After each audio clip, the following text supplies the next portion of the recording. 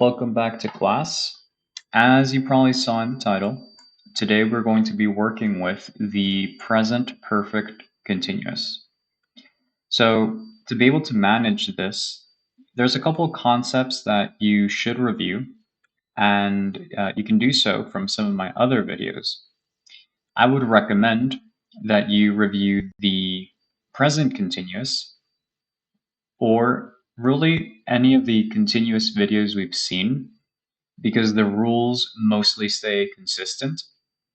And of course, the present perfect simple, because a lot of the concepts coming from the present perfect simple translate over to the present perfect continuous. The usage, of course, is slightly different, and you'll notice that the structure is a little bit longer, but a lot of the fundamentals are useful here.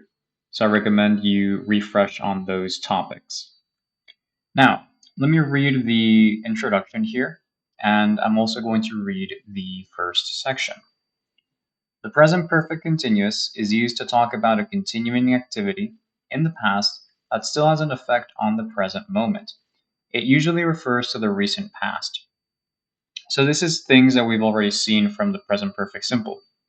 You're talking about things in the recent past, at least normally, and these things have an effect over the present, some form of effect over the present. Okay? The difference between simple and continuous, as we've seen before, is simple focuses mainly on the action and the action in a specific moment in time. Continuous, of course, has a focus on the action, but it also has a focus on the duration and the length. So something continuous, of course, doesn't need any interruptions, or actually, I should say, it can't have any interruptions.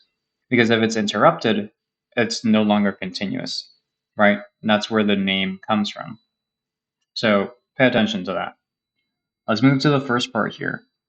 The present perfect continuous describes an activity that took place over a period of time in the recent past.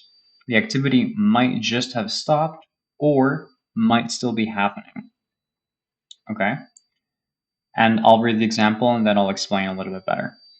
I have been painting the house all day. I'm exhausted. Okay. So first, I want to focus on the structure, and then I'll focus a little bit more on the context or the usage.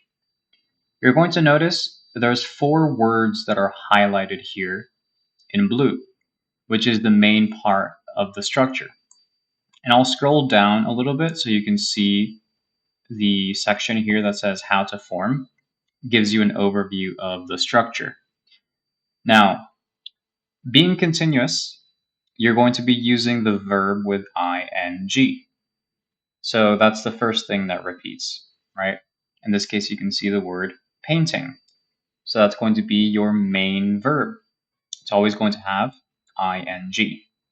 Now, you should know that when you're using continuous, you're also using auxiliary verbs.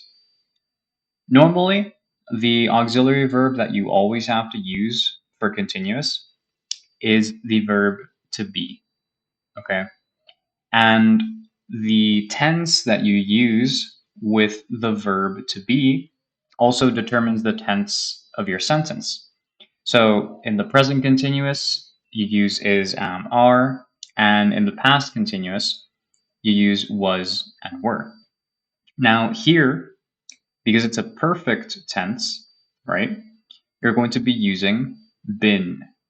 You can see before the main verb, we have the word been. In the present perfect continuous, you're always going to have been. Okay? And then the final core element, which is another auxiliary verb, and this one is also particular to the perfect tense, is have, or sometimes has, right? Because as you already should know, have and has depends on the subject. Okay? If it's third person singular, has with an S, and then everything else is have. Okay, good. So for the structure, it's always going to be have been or has been, and then whatever main verb that you're using with ing. We're going to see this pattern repeated in the other examples that we're going to read later. Now, for the context, in this example that we read, you're going to see the activity, which is painting the house, lasted throughout the day. Okay, so it was a single activity and it was continuous. There was no real interruption in the middle. Okay, so the person was painting the house during the day. And it's recent because right now it's probably the end of the day. So they're just finishing this activity, right? And it has a consequence over the present, which in this case is that the person is very tired, or as it says here, they're exhausted. Okay, so you have all the core elements that you need to make sense with the present perfect continuous. What is a little bit ambiguous, and of course it depends on the context, is if the activity finished or not. So the person has been painting the house all day. Maybe they didn't finish yet, right? So they're going to stop. They're going to stop for today because maybe the day's over and they're tired. But maybe they're also going to continue tomorrow. Okay. So the activity could technically still need to be continued in a different instance. But that different instance is going to be, of course, I guess like a different action. Okay. Because there is an interruption in that case. Let's read the two further examples that are given here. I've been cooking this evening. Now I have to do the dishes. He's been waiting for the bus for an hour. He is going to be late for work. Okay? So in both of these examples, they give you the contraction. So of course, you can do the contraction and you should already know these contractions, right? It would be the subject plus have or the subject plus has. You're going to see that in both cases, again, we're using been. And in both cases, the main verb is with ing. So cooking and waiting, right? Now, again, going for the context, this was a single continuous activity that lasted through the evening. And this is a single continuous activity that lasted for an hour. Okay? Now, here we can suppose the person finished cooking because when they mention the consequence, it says that now they have to do the dishes. So that's the consequence over the present moment. They probably finished cooking and now they have to clean. For this one, it's a bit more ambiguous. The consequence is that they're going to be late for work because they've been waiting for a long time. That doesn't mean that they're going to stop waiting. It doesn't mean that the bus arrived. They could still have to continue to wait because we don't know.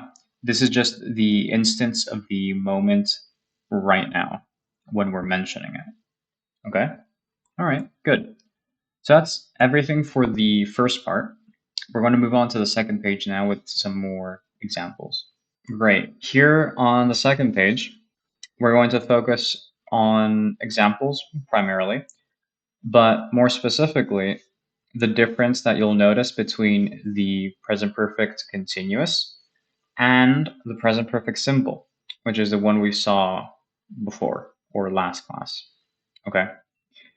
So let me read the first section they give you here. The present perfect continuous is used to show that an activity in the past was in progress. It is possible that the activity is still taking place. And then the second section says the present perfect simple is used to show that an activity in the past is finished.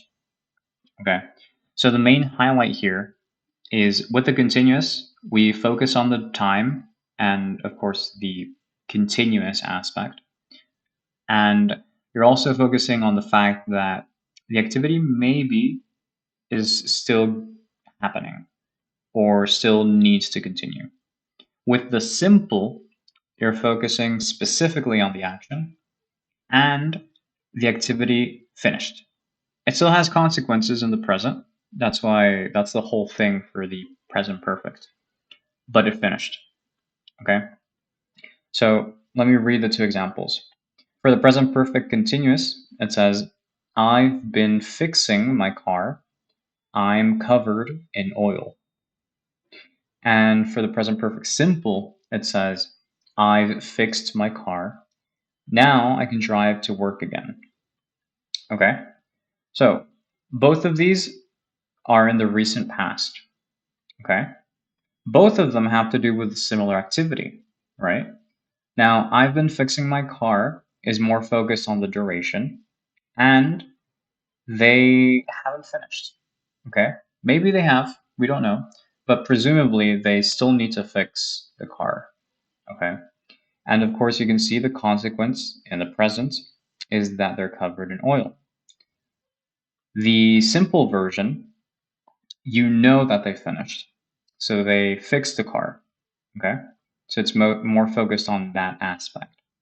And then, of course, it also has a consequence, which in this case means that they're able to drive to work again because now they can use the car. So hopefully that helps. We still have a couple more examples here showing the differences.